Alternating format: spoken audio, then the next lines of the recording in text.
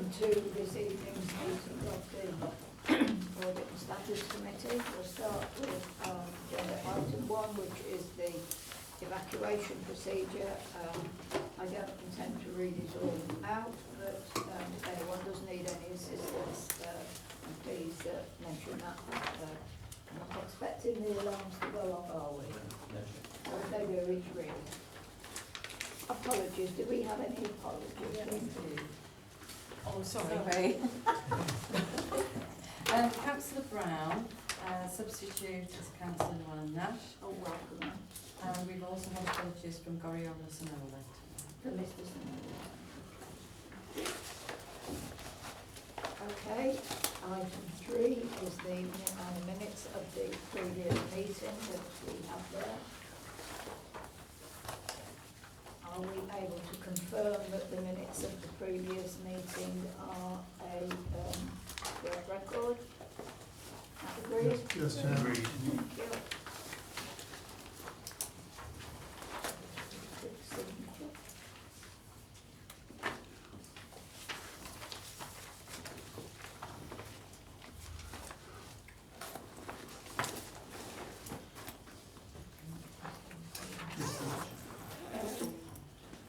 Okay, item 4 there is declarations of interest. Does anyone have anything different to what we have already printed in front of us on the papers? If we take Councillor Llewellyn Nash's from standard, because you're supposed to this committee oversee, not the discussion. Okay, I've got, I'm not on the parish council anymore, and Are you okay? yeah, and it's something else.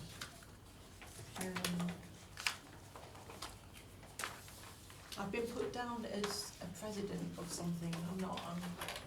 It's over there, so we can have Yeah. a look. Yeah. Okay. Thank you.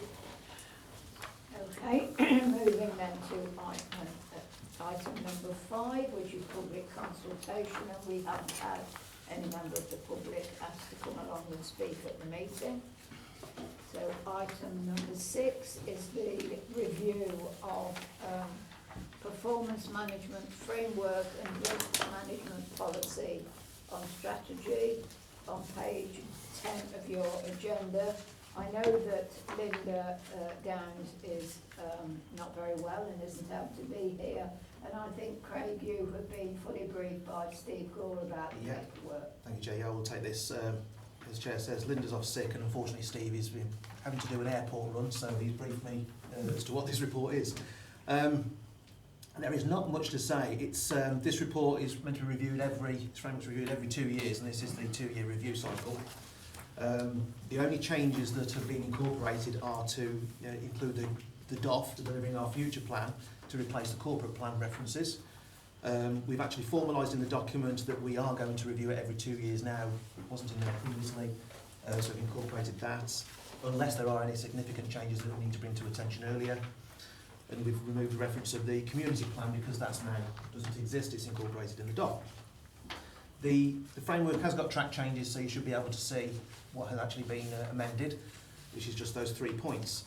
The risk management policy and strategy, again, we needed to update that, and that is purely just to reflect the change in the management structure, so it's referencing to executive directors as opposed to the directors. The committee just has to acknowledge the changes and approve the revised document if possible. Okay, anyone have any comments that they wish to raise on this particular item, or even ask Craig any questions? No.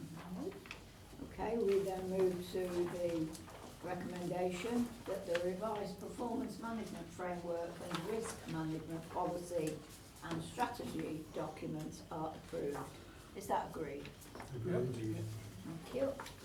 So moving on to agenda item 7, sorry, wasn't looking at the agenda, page 36 of your papers, which is a review of the register of members' interests and gifts and hospitality registers 2018-2019. I think this is yours. It is, thank you, Chair. This is just an annual report. It's in connection with the openness and transparency agenda for this committee. We make it clear to all members that we will review annually the Gifts and Hospitality Register and also members' declarations of interest to ensure that we minute that they have been reviewed. That's seen as best practice. It's also an opportunity to do a little bit of a gap analysis. If there are things that members are aware of that aren't on the register, it's useful to know, because we can then alert those who may have forgotten or missed the registration. They can then pick that up and address that. It's really just general best practice to look at these things. So what you have, Chair, on Appendix A is the gifts and hospitality for the period between November 18 and October 30th this year. That's what we've got. And similarly, Chair, over there on the table just over, opposite is the register of interest. So if any member wishes to raise any issues, this is an opportunity to do so.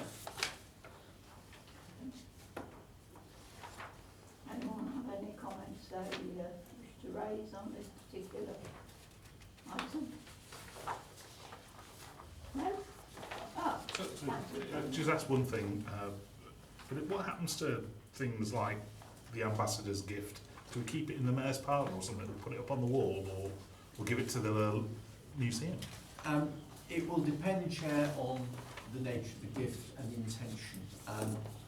Where the gift is a gift to the mayoralty, it will go into the chamber. It's a gift to the borough. If it's a personal gift to the individual, then it will be retained by the individual. Oh. But what do we do with the stuff that the borough gets? Do we give it to the museum? Or? Depending on the, again, if it's like a perishable good or something of that ilk, it will go into the, I think it's donated to the mayor's charity, it's auctioned off and the proceeds go to the mayor's charity. If it's a valuable item, then it will go into the parlour and we'll keep it in the parlour as an item as part of the mayor's collection. okay. Anything more, anyone? Okay, we are asking that the contents of the register of members' interest between 2018 and 19 be considered, and that the contents of the registers of gifts and hospitality for members and officers between the 1st of November 2018 and the 30th of October 2019, as set out in Appendix A, be considered. Is that agreed? Thank you.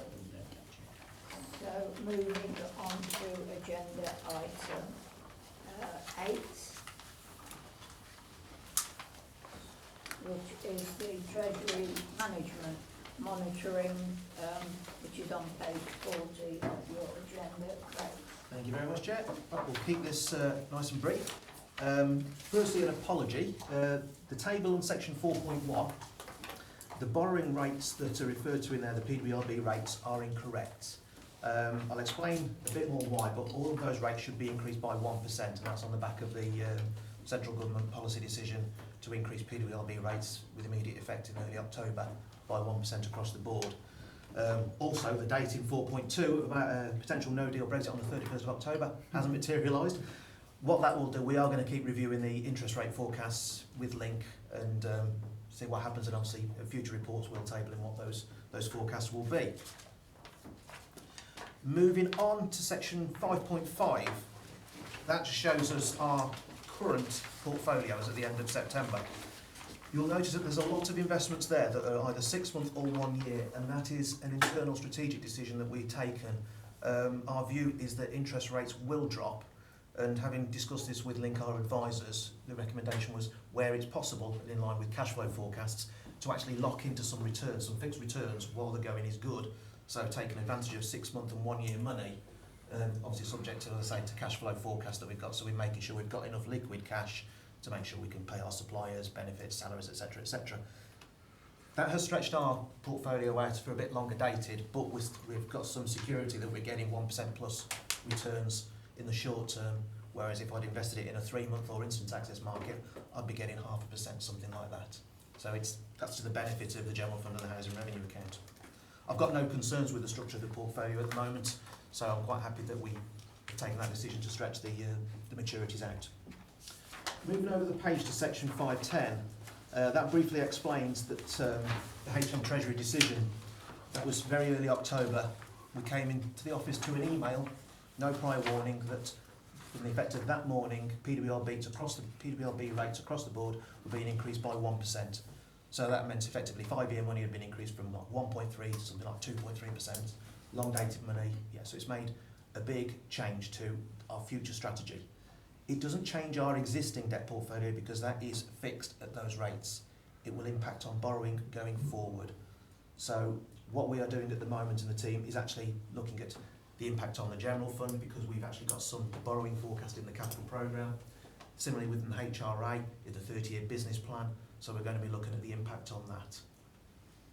So at the moment I haven't got those numbers because that is quite a big exercise to see what the long-term impact is. On 518, the table there, the average balances and returns that we've had the first half of the year, I'm pleased to say that the investments have achieved 1.15% on average against a 6-month benchmark of 0.73, so that's way ahead of the benchmark that we assess ourselves against, so I'm pleased with the team's performance on that. Moving on to the property fund on 521, over the page. We've seen in the last quarter, we've seen the yield increase from 4.01 previous from Q1 to 4.35, which is a positive return. However, there has been a downturn in the capital value of £19,000, so our £2 million investment has dropped by 19,000 in value. It's not surprising. Capital values, as you can see, fluctuate across the since we invested in 15-16, so we're not concerned. And we've talked about in previous meetings the mitigation that the government have allowed. So the impact of that doesn't feed into the general fund or the HRA. We can keep that movement in the capital value off the balance sheet. But for transparency, the table at 527 shows what the impact would be before the mitigation and after the mitigation. So if I had to show the movement in capital value, I've got dividend received of 42,000, but I've got capital losses of 18,000, but that's still getting us a net yield of 2.3%. Because of the mitigation, it means my net yield increases to 418 because I don't charge that £18,000 capital loss so far. So it's still giving us good returns. The rest of the report is very positive. We're showing an increase in forecasting Treasury investment income, and that's because of the decision we've made to actually lock out the longer term because of our interest rate view. And the prudential indicators are all showing a positive trend at the moment. There's nothing to report as any concern. Happy to take any questions, Chair. Well, thank you, Craig. But I appreciate what you say about the amount of time it's going to take to get those figures back together. There will be a further report at the next meeting. I'll incorporate something in the next report. So that we We'll have also the build it exact into figures. budget reports as well. So the budget forecast that we're going to incorporate some So we prudency. will be getting that information in due course. Okay. Anyone have any questions they want to raise on this particular item? Tricia? Thanks, Chair. Just being new to auditing standards, could you just explain what PWLB is? PWLB is the Public Works Loans Board. And that's a branch of... Sorry, I missed that. Can you say it again? Public Works Loans Board. It's a branch of the Treasury where public bodies can actually go to actually borrow funds. They do have a cap as to how much they can lend to local authorities. And at the same time, what they did, they actually increased that cap by, I think it was about £10 billion to 95 billion as to how much they can lend overall to all local authorities. And at the same time, they increased that 1% across the board. But yeah, it's only available to public bodies. Okay. Anyone else have any comments? Yeah, Craig, if I can ask, you said it's a larger bit of work than we might imagine just to plummet that extra 1%. But what's the likely outcome of that going to be? Not in numbers terms, but in terms of will that stop the council doing anything it was planning? Or is it just going to make it slightly more expensive? On the general fund, it won't stop what we're doing, what we've already got planned in the existing capital programme. It might just be a case of a small increase in the debt cost, or I make the decision to increase the internal borrowing. Because we've got the investments, we've got the option in this case that we can still fund it by borrowing, but I can choose to either borrow from our cash deposits, because I've got that liquidity at the moment, or I externalise it and take it at an increased rate. We're also working with Link to see what else is at the market. Rather than just using PWRB, are there alternative options out there that might be a more beneficial rate? The view was originally that PWRB was the go-to for all the councils because it was cheap, than rather than going to the bank to actually borrow cash. That may have switched. So we're actually looking to see, is there alternative options? Unless it's very long term, like 50 years. Yeah, the banks won't lend us to 50 years. The banks will be looking at about 5 years, 10 years tops. From the HRA perspective, the impact may be that what we'd got in last year's business plan to build however many houses over the life of the plan may reduce because a 1% increase in debt costs is quite significant for when you were talking about debt costs originally being 2%, 50% increase on debt costs then, taking it to 3%, it's quite a significant amount. So we're doing some modelling at the moment to see what the potential impact could be. Okay, anyone else have any comments that they wish to raise? No, in that case we'll move to the recommendation, which is that the committee note the report. Is that agreed? Agreed. We have item 9 there, any other items, which I have not been notified of any other items to the register. So, thank you all for your attendance and have an early tea. Join you. You're going to get home by